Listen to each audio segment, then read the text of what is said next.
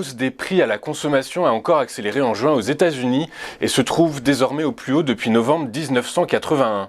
L'inflation a en effet accéléré le mois dernier à 9,1% en rythme annuel, plus qu'attendu par les économistes. L'indice des prix à la consommation a augmenté de 1,3% le mois dernier, après une hausse de 1% en mai, a annoncé le département du travail américain. Les économistes interrogés par Reuters prévoyaient en moyenne une augmentation de 1,1% d'un mois sur l'autre et de 8,8% en rythme annuel. L'indice des prix de base, le core CPI, qui exclut les prix de l'énergie et des produits alimentaires, a augmenté quant à lui de 0,7% sur un mois après une hausse de 0,6% en mai, et sur un an, sa progression ressort à 5,9% après une hausse de 6% en mai dernier. Le consensus le donnait en hausse de 0,6% d'un mois sur l'autre et de 5,7% en rythme annuel. La hausse des prix concerne tous les secteurs, les plus gros contributeurs étant les indices du logement, de l'essence et de la nourriture. Quant aux prix alimentaires, ils ont connu leur plus forte progression depuis février 1981, augmentant de 10,4% sur un an.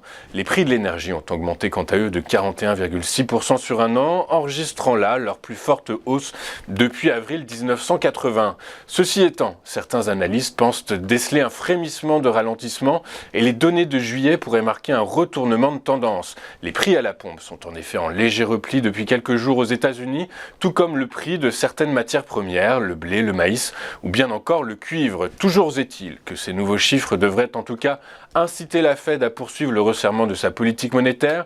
Plusieurs membres du comité se sont déjà déclarés en faveur d'une nouvelle hausse de 3/4 de point lors de la prochaine réunion prévue les 26 et 27 juillet prochains. Certains analystes vont encore plus loin et anticipent désormais une hausse de taux de la Fed de 100 points de base en juillet.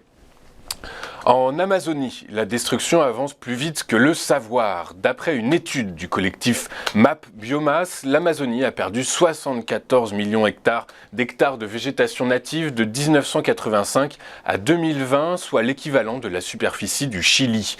Et la déforestation s'est intensifiée sous le gouvernement du président d'extrême droite Jair Bolsonaro, accusé par les écologistes de favoriser l'impunité des orpailleurs et des trafiquants de bois avec des coupes budgétaires dans des organes de contrôle chargés de les sanctionner. Depuis son arrivée au pouvoir en janvier 2019, la déforestation annuelle a augmenté de 75% en moyenne par rapport à la décennie précédente. Et depuis le début de l'année 2022, la plus grande forêt tropicale de la planète a perdu 3750 km² du jamais vu depuis que ces données ont commencé à être compilées par le système de surveillance par satellite d'Ether de l'Institut national de recherche spatiale en 2016. Le précédent record pour un premier semestre qui datait de l'année dernière avec une déforestation calculée à 3605 km² a été battu alors que les données de cette année ne prennent pas en compte les 6 derniers jours du mois de juin. Nous vivons une période d'obscurantisme, de déni de la science, comme nous l'avons vu durant la pandémie de Covid-19. Il y a aussi de nombreuses coupes budgétaires dans la recherche, insistent les spécialistes. Rappelons que les fonds publics alloués à la recherche sont en baisse depuis une dizaine d'années. L'Académie brésilienne des sciences et la Société brésilienne pour le progrès de la science estiment que ces coupes budgétaires vont atteindre 3 milliards de reais, environ 540 millions d'euros cette année. Le titre d'EDF a été suspendu hier à la Bourse de Paris, et ce à la demande du groupe, une semaine après l'annonce de sa nationalisation à 100% par Elisabeth Borne. À la suite de cette annonce de la Première ministre et après échange avec l'autorité des marchés financiers, EDF SA a donc demandé la suspension de la cotation de ses titres de capital jusqu'à nouvel ordre, a expliqué le groupe dans un communiqué. De son côté, Bercy a précisé peu de temps après que l'État mène actuellement des travaux permettant de définir les modalités de cette OPA et précisera ses intentions au plus tard le 19 juillet prochain avant bourse. L'action EDF ne peut donc plus être échangée et son prix reste fixé à sa dernière clôture de mardi dernier, c'est-à-dire 10,23 €. Dans une note publiée mardi dernier, les analystes de Morgan Stanley envisageaient un prix de 12,60 € par action pour l'opération, soit une prime de 60% par rapport au cours du 5 juillet dernier. Quant aux analystes de Jefferies, ils pensent eux à une fourchette qui monte jusqu'à 12,50 € par action. Je vous rappelle que EDF avait été introduit en bourse au prix de de 32 € par action. Après des premiers mois difficiles, l'action avait semblé convaincre les investisseurs et avait culminé un peu au-dessus de 75 € fin 2007. Mais la dette du groupe qui pourrait atteindre 60 milliards d'euros en 2022, les coûts de rénovation du parc nucléaire ou bien encore la décision du gouvernement de lui faire vendre davantage d'électricité bon marché à ses concurrents ont plombé le cours qui est même descendu brièvement en dessous des 7 € en mars dernier. Avant de poursuivre notre émission, nous allons faire un rapide point sur l'évolution des marchés hier. La bourse de Paris a cédé 0,73% à tout juste 6000 points, plombée par l'accélération de l'inflation aux États-Unis comme nous l'avons vu et par conséquent la crainte d'un resserrement plus agressif de la politique monétaire de la Réserve fédérale américaine.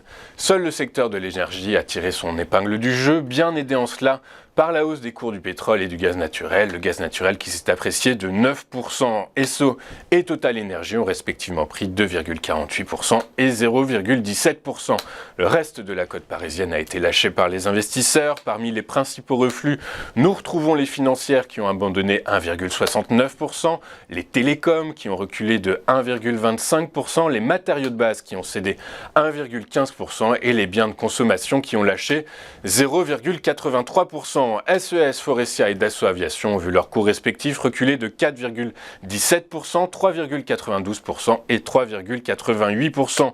Les cours du pétrole se sont stabilisés hier, au lendemain d'une chute sur un marché toujours prisonnier d'une offre insuffisante et qui n'attend pas de soulagement du déplacement du président américain au Moyen-Orient. Les prix du baril de Brent de la mer du Nord pour livraison en septembre a grappillé 0,08% pour clôturer à 99,57 €. Le prix du baril de WTI américain avec échéance en août a terminé en hausse de 0,47% à 96,30 $. Du côté des crypto-monnaies, la publication hier des données sur l'indice des prix à la consommation aux États-Unis qui a atteint 9% en glissement annuel, un plus haut depuis le début des années 80, n'a pas donné lieu à de forts mouvements à la vente. Le Bitcoin est brièvement allé chercher les 19 100 $ juste après l'annonce, avant de clôturer en hausse de 2,61% à 19 897 $. Nous allons marquer une première pause et juste après, on vous fera vivre l'ouverture de la séance à Paris, une séance en direct et décryptée par Xavier Fenot d'Interactive Trading. À tout de suite sur TV Finance.